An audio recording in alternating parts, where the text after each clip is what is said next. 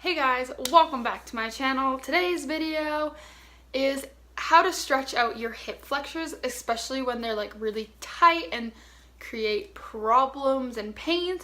And my friend has been asking me for probably a month and a half, almost 2 months to do this video, and I keep saying, yeah, I'll do it next. And I forgot every single time.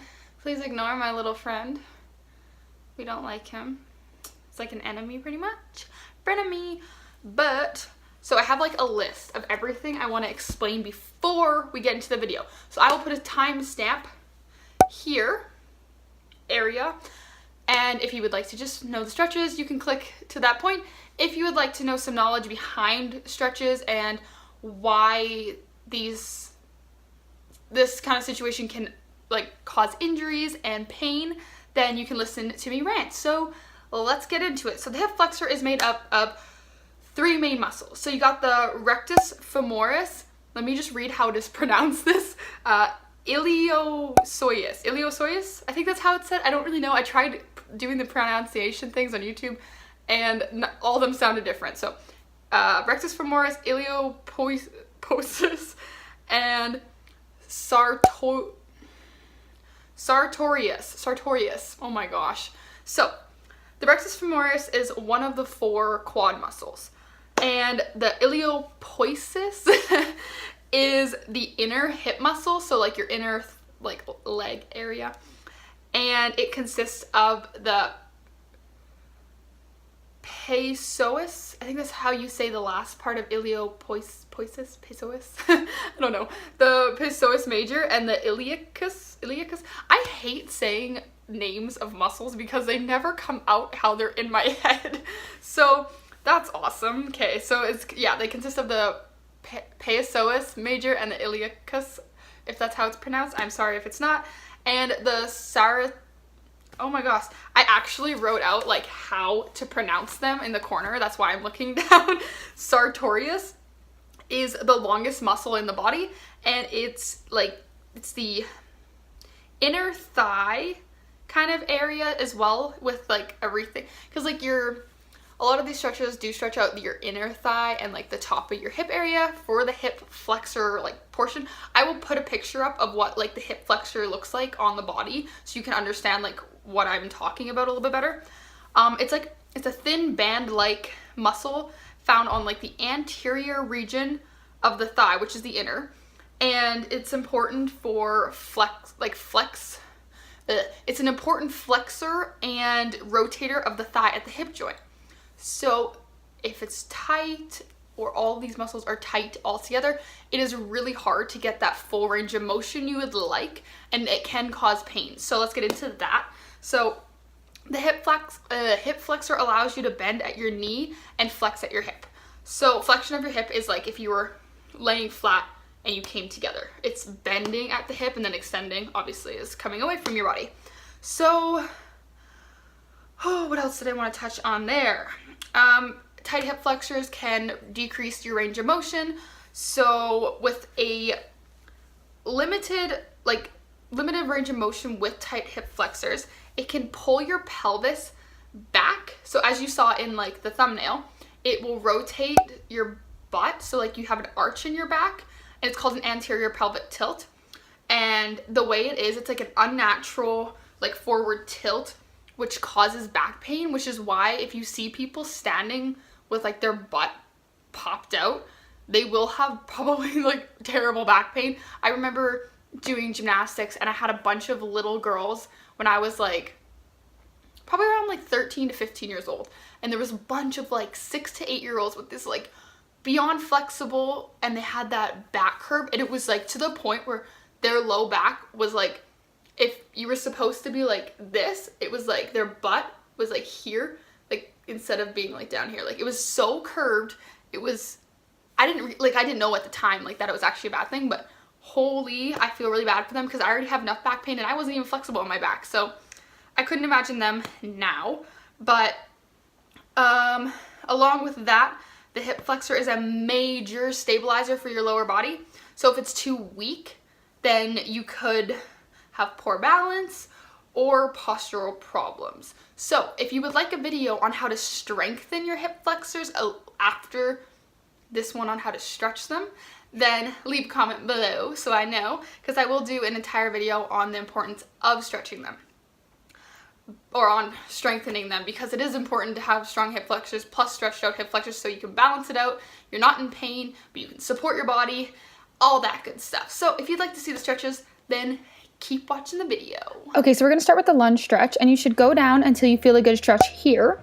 And the stretch can help loosen your hip flexor, hamstring, and quads to prevent muscle pain after your workouts, or to prevent injuries before your workouts. So we're gonna hold for 20 seconds on each side, and I would suggest doing this before and after your workout to get the full stretch.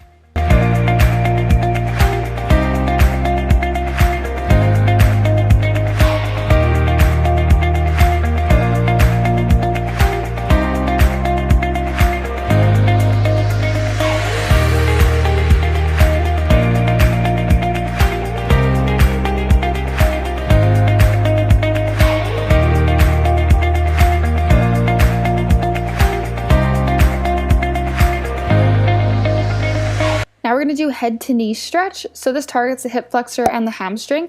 If you can't grab your foot, place your hand on your knee area or on your shin as far as you can go, and hold for 20 seconds on each side.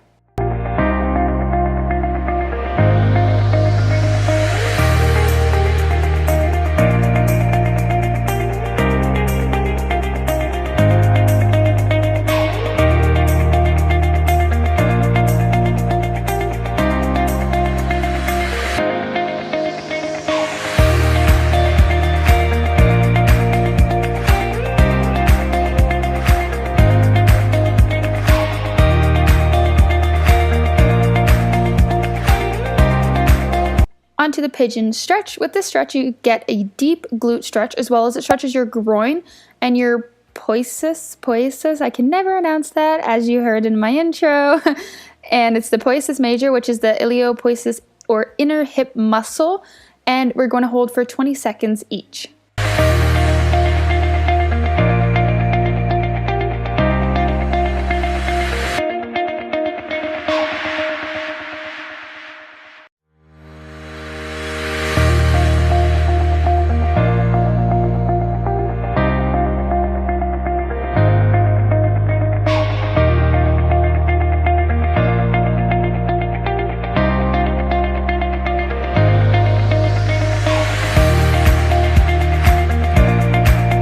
Now we're going to do the happy baby stretch, and it's probably one of the funniest stretches I've ever done, but it feels amazing. It stretches your inner groin, and you get a bit of a back stretch too, and it's really relaxing to sit like this, and we're going to do 20 seconds.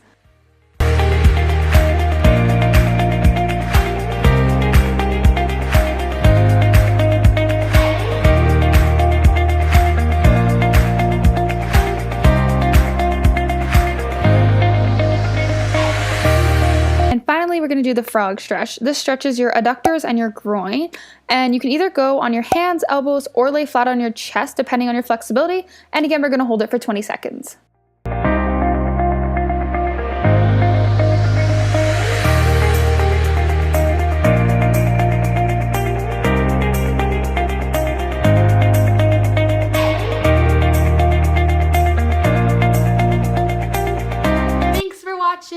I hope you enjoyed it. I hope you learned something if you watched the intro and you have a better understanding of why you need to stretch out your hip flexors and why you might have lower back pain if you notice that you have an anterior pelvic tilt.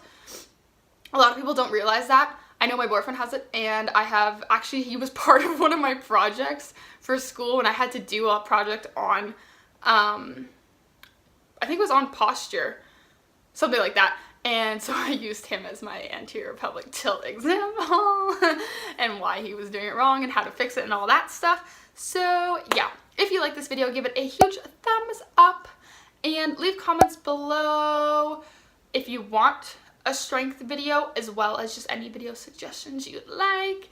And don't forget to subscribe so you don't miss another video with me. And if you want more like educational, I guess, kind of videos, I like this idea because it helps me like learn more about the body and like how things work and how to strengthen and stretch and all this good stuff. I like it. I don't know if you guys do. Let me know. It makes me do more research and memorizing and learning so then I can be the best trainer when I'm done school. So yeah, let me know if you want more videos and want more videos like this. There we go. And yeah, I hope you have a wonderful day and I will see you in the next one. Bye.